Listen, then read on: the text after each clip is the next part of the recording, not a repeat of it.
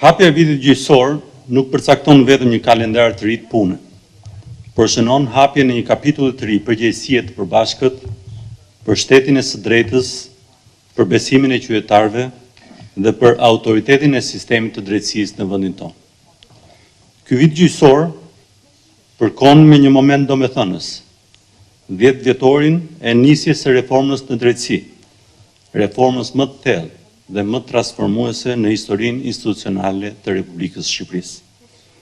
E ndërtuar mbi një konsensus të gjerë politik dhe me mbështetjen e pakushtëzuar dhe të fortë të partnerëve tanë strategjik, Shtetet Bashkuara të Amerikës dhe Bashkimit Evropian, reforma ishte përgjigja e domosdoshme ndaj një krize të thellë besimi në sistemin e drejtësisë. Reforma në drejtësi gëzoi mbështetje të madhe publike dhe krijoi po ashtu pritshmëri të larta për një drejtësi të pavarur, funksionale dhe me integritet. 10 vjet më pas, rezultatet janë të dukshme. Shumica e qytetarëve besojnë se epoka e pandëshkueshmërisë ka filluar të marrë fund.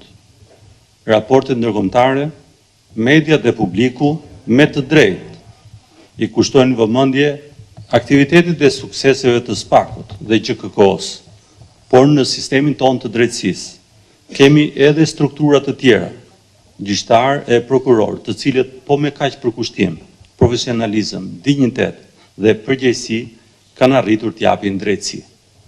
Sot, të gjithë aktorët politik, publik, institucionet, media dhe shoqëria civile i referohet gjithnjë më shumë kushtetues dhe organeve të drejtësisë, duke adresuar problematikat, pretendimet apo konfliktet e tyre në rrugë ligjore. Ky është një tregues i një kulture të re juridike dhe demokratike, por kjo kulturë kërkon edhe respektimin e vendimeve gjyqësore nga të gjithë. Drejtësia funksionon kur ajo respektohet, jo vetëm kur deklarohet. Boshti themelor i reformës drejtësi ishte pavarësia e gjyqësorit. Sot, gjyqësori është i juaj. Sistemi i drejtësisë ka fituar autonomi të plotë.